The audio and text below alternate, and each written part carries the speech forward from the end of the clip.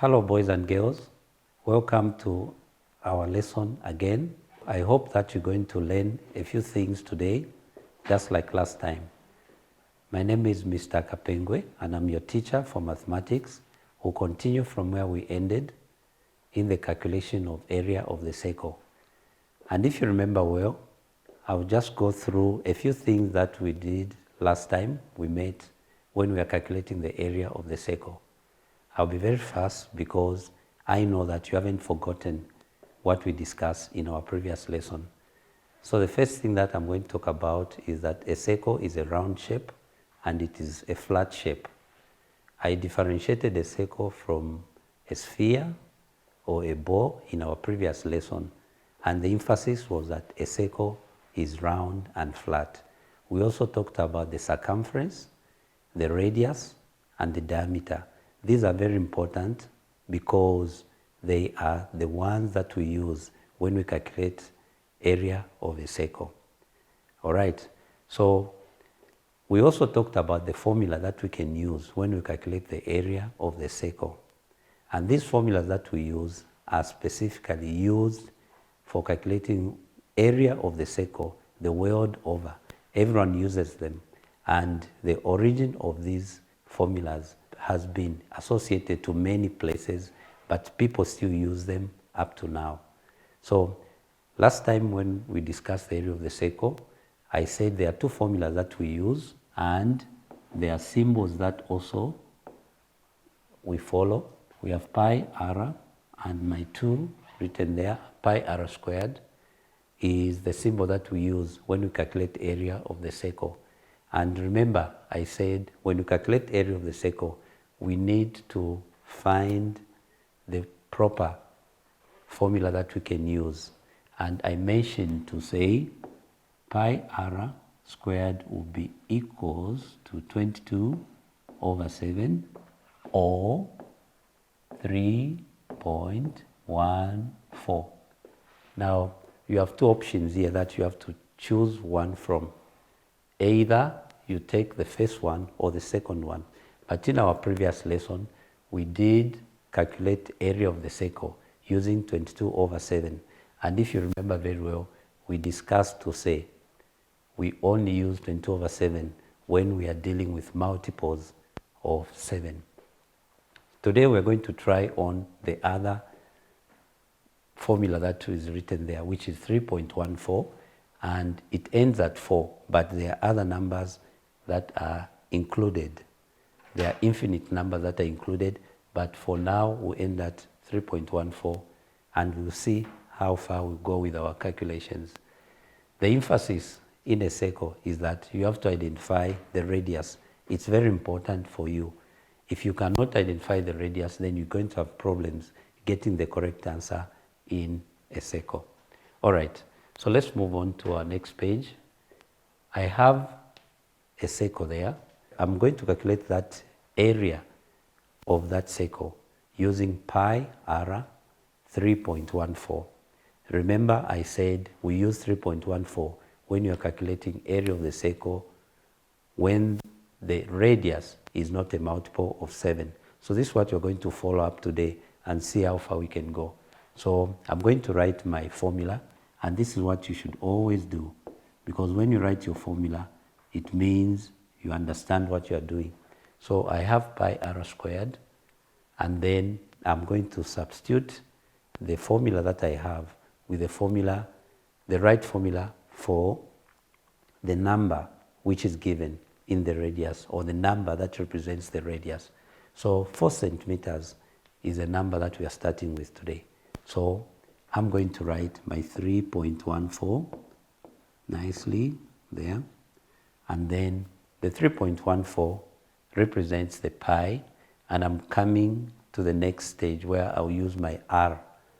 When I write my r, it's written r2, but it doesn't mean you double. Remember in the last lesson, I emphasized to say you don't double the r. Instead, what you do is you multiply it 2 times. So here I am. I'm going to write my multiplication sign, and then we multiply by 4 multiplied by 4. If you observe very well, this calculation is not the same as 22 over 7. 22 over 7 was a fraction. This one is a number with a decimal point. So we also have to be very careful how we reach the last answer. When we reach the last answer, we must make sure that the decimal point appears in our final answer. So here we go. So we have that number, 3.14. We are multiplying it by 4 and by another 4. So we can start with the last two digits. We can say 4 times 4. We multiply 4 times 4 first of all, and we know very well to say the answer is 16. Now we're going to calculate our area of the circle, and let me move on to this other side. I hope you'll be able to see. So if I multiply 4 by 4, it's going to give me 16. And this is very important for you to remember. Remember, I've emphasized to say we are multiplying numbers with a number which has decimal places. So this is important because the decimal point has to reflect in our final answer. So I'm going to write my 314 multiplied by 16. Then we're going to do this, and then we'll leave it at that. It's easier for you to do this, but you need to remember that even if you multiply it like this, you still have to remember the decimal point, which is in the first number. So you're going to say 6 multiplied by 4. We're going to get our 24. Like I emphasized, the tables are important for you to know all this. So I've carried a 2. Don't forget that. Write it somewhere if you can and circle it. Then you can come to the second digit in the top column. 6 times 1 will give me 6. Remember the 2 that you carried. You write your 8 nicely there. Then you come to the last digit in the top column. 6 times 3 will give us 18. All right. And then now, we are not yet done. We can now go to our next column where you multiply 1 by each digit that is on top. 1 times 4 will give us 4. 1 times 1 will give us 1. 1 times 3 will give us 3. Put the addition sign so that we see what we are doing. In this space there, you can add a placeholder, which is a 0. No other number can be replaced by this placeholder. So we can now start our calculations and see how far we'll go. So 4 plus 0 will give me 4. I'll go to the next column. 8 plus 4 will give me 12. And I'm going to carry 1. The one that you've carried, the clever ones, or those who wish to, always place it on top. It might look untidy, but it's also easy for you to remember. You can put the 1 there so that you can just easily remember to say, I put my 1 there. I just need to add it on to the bottom number. So 8 plus 1 gives me 9, plus 1, 10, and I'm going to carry my 1. Do the same again. Put your 1 there so that 1 plus 1 gives me 2. 2 plus 3 gives me 5. Then you can draw the line like this. If you leave your answer at this stage, it means it is wrong. Remember, there's a decimal point this side. So if there's a decimal point there, it means you now have to place the decimal point in the right place. And which would be the right place? So because you had 2 decimal places in the first number, it means you are going to count from your right. Not from your left, but from your right. So you're going to go, you can write arrows 1, 2. So the spot there between 0 and 2 is where you put your decimal point. So our answer in this case will be equals to 50.24 centimeters squared. And this is the answer that you get when you calculate area of the circle using pi 3.14. Let's go to the next example, because I think by now most of you know what we are doing. I hope you are not lost and you are following what we are doing. We'll do the same thing. I always encourage the students to write the formula, because the formula actually makes them remember what they should put in the calculations. So we're going to say pi r squared, and because we have 5 as our radius, we're going to substitute pi with 3.14 for obvious reasons. It's not a multiple of 7, and it's easy to work with when you have 3.14. So we're going to say 3.14, we multiply it by 5 by 5. Okay, so we go to the next stage, where now we multiply the 3 numbers that are on top. 3.14 multiplied by 5 multiplied by 5. We have 25 on the other side, and the tables come in handy. So we're going to say 3 point, all right, let's forget about the point. Let's just forget about the point. Let's multiply it manually, and then we'll go to the decimal point later on. So we're going to say 3.14. Let's pretend the point is not there. Multiplied by 25. And let's see how far we'll go. 5 times 4 will give me 20. And I'm going to carry my 2 forward. 5 times 1 gives me 5, plus 2, 7.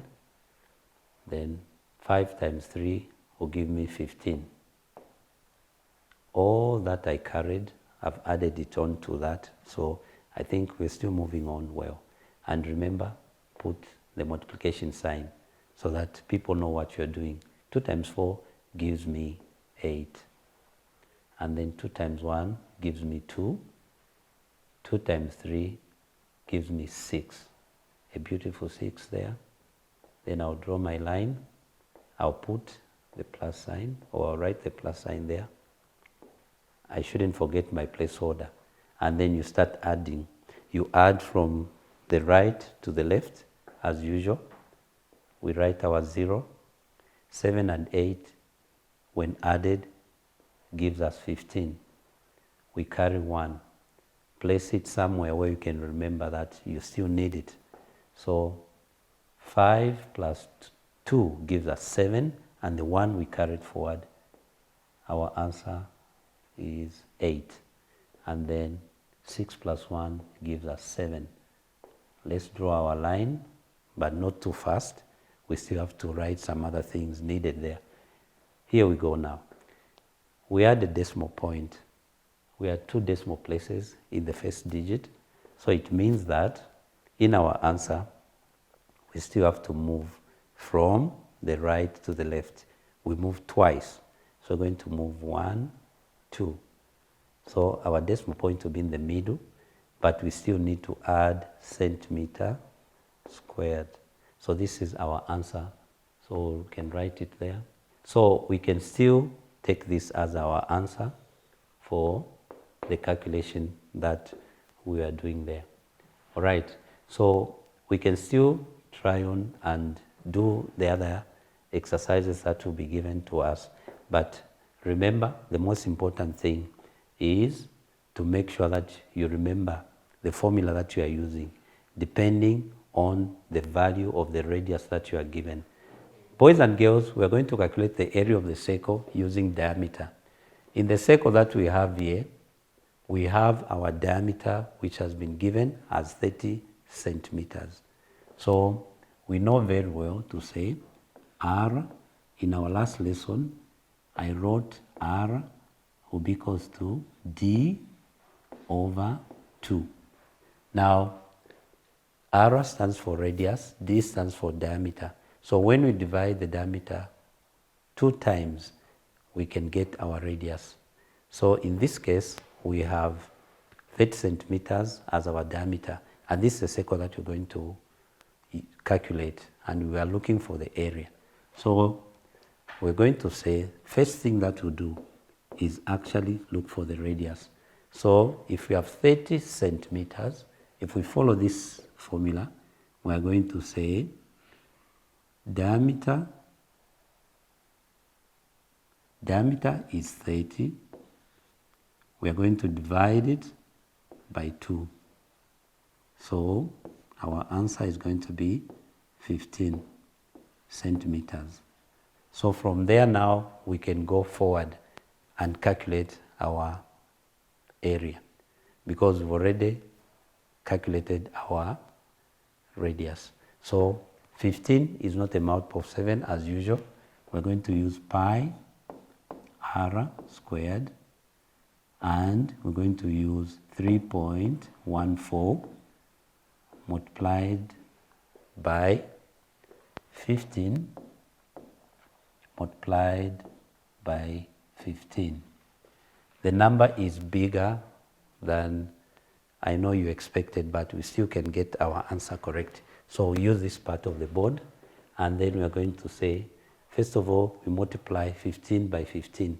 The number is really going to be big, so you better pay attention. So we're going to have 15 multiplied by 15. We draw our line, we do this, then we can start our multiplications. 5 times 5 will give us 25. We write our 2 somewhere. 5 times 1 will give us 5 plus 2, 7. So we continue with the second column. 1 times 5 will give us 5.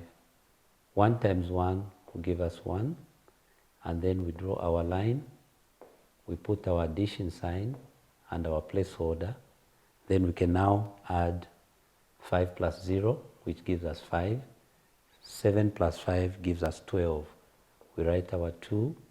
We carry 1, which we're going to add to this one, and our answer is 225. So this is the number that we are going to multiply with 314. It's quite a big number, but we can still multiply a 3-digit number and another 3-digit number. Boys and girls, so we continue with our lesson, and after multiplying 15 by 15, our answer is 225. This is where now we're going to multiply it with the pi 3.14. So we're going to write 314. We'll forget about the decimal point for now, and then we're going to multiply it by 200. And we're going to multiply 314 by 225, and we draw our line there, put our multiplication sign, and I explained to you to say this is a very big number, so you have to be very careful and follow it up to the end. So start with the first column here. 5 times 4 gives us 20. We carry 2. Never forget anything that you carry forward. 5 times 1 gives us 5 plus 2, 7. 5 times 3 gives us 15. So we go to the second column where we multiply 2 times 4 gives us 8. Then 2 times 1 will give us 2. 2 times 3 will give us 6. We can now go to our last column. 4 times 1, 2. We can now go to our last column. 2 times 4 gives us 8. Now remember to place the digits in the right position. 2 times 4 gives us 8, which should be written under 2. 2 times 1 gives us 2. Then we can go to 2 times 3 gives us 6. Like I explained, the number is a bigger number, so we have to be very careful. Now, these spaces that are there on this other side have to be filled up with placeholders. So I'll put my 0 here. In the last row, I'm writing 2 zeros. So we are now going to put our addition sign to get our final answer. Then I'm going to bring down the zeros. I get nothing there. When I add, 7 plus 8 gives me 15. I carry my 1, place it here where you can remember. So you start from 1 plus 5 gives me 6. 6 plus 2 gives me 8. And then 16 here. Carry 1. 1 plus 6 gives me 7. 7 plus 2 gives me 9. And the 1 you carried, you write your 0. And then you place the 1 there. And this is your answer. We can go back now to our formula where we had 2 decimal places. So this has been very, very tedious, but you can still get your answer correct. If you place the decimal point in the wrong place, it means your answer is wrong. So we have to move now 2 times from the right going to the left. So I'll move this way and here. So this is where the point rests. All right, after I've moved my decimal point, it means now that I have to write my answer, and I'm going to write my equal sign there, and then I'll write 706.50, and this is where we end. All right, boys and girls, at this point I have 2 sums that you can do. You can calculate the area of the circle, and I've given instructions very, very clearly. Remember, I said you can use 22/7 when you are doing area of the circle, calculating area of the circle using multiples of 7. And I emphasize to say, whenever you do this exercise, if the number that is given as radius is a multiple of 7, you use 22/7. You can try this at your own time and see what answer you'd get. I'm sure that it will be fun for you. The other one there is also an exercise that you can do at your own time. The only difference is that it is using diameter. You have to use diameter, and when you use diameter, remember you need to divide the diameter to get the radius, and you can try out these 2 at your own time. I hope you enjoyed yourself and had fun. Hope to see you soon. Stay safe and stay learning. Bye-bye.